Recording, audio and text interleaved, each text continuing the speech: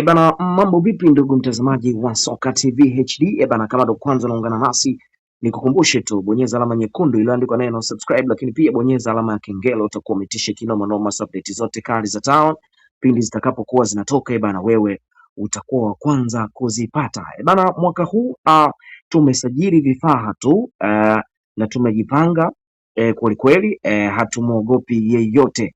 Bana, hayo ni maneno ya kwake Ahmed Ally, lakini pia kwa tajiri kama tajiri Jairut bana anakuambia mwaka huu wameleta vifaa tu, wameleta vifaa tu. Kwa hiyo yeyote atakayekuja mbele yao hawatamuogopa kucheza naye. Kwa hiyo bana, kati ya vitu pekee ambavyo vimeweza kufanyika kwenye klabu ya Simba Sports bana ni usajili mkubwa kwelikweli, wachezaji mahiri, wachezaji ambao wana uwezo mkubwa kwelikweli. Tumetazama wachezaji tofauti tofauti wamechukuliwa kwenye nchi tofauti tofauti. So kuna mchezaji kutoka Ubelgiji, lakini ukiachana Ubelgiji kuna mchezaji ametoka Algeria, lakini pia ukiachana Algeria kuna mchezaji ametoka South Africa.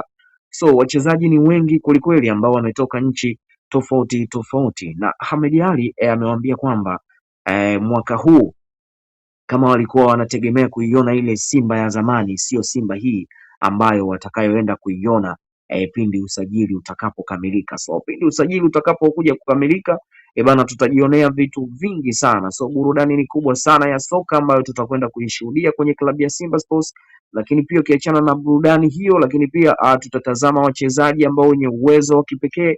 Ukiachana na uwezo wa wachezaji wa kipekee, pia tutatazama burudani ya soka unaambiwa bana, pila mnyumbuliko. So pila mnyumbuliko ndio pila pekee ambalo lipo kwenye club ya Msimbazi. So Msimbazi, wekundu wa Msimbazi Simba mwaka huu wamejipanga kwelikweli. Wachezaji tumeona wamesajiliwa kwa gharama kubwa sana, wachezaji wamesajiliwa kwa gharama kubwa mno. Kuna wachezaji wengi ambao wamesajiliwa, mwingine amesajiliwa kwa dola ilikuwa ni dola 300,000, lakini pia kuna mwingine amesajiliwa bana, wamesajiliwa kwa pesa nyingi sana sana sana sana sana, ambazo ukijaribu kucalculate kwa hapa Tanzania unapata mamilioni ya fedha. So unaweza ukatazame bana, Jairut amewekeza kiasi gani kwenye ulimwengu wa soka ili burudani liweze kuwa zuri kwelikweli kwenye klabu ya wekundu wa Msimbazi. Nikukumbushe tu, langu jina ni Final Classic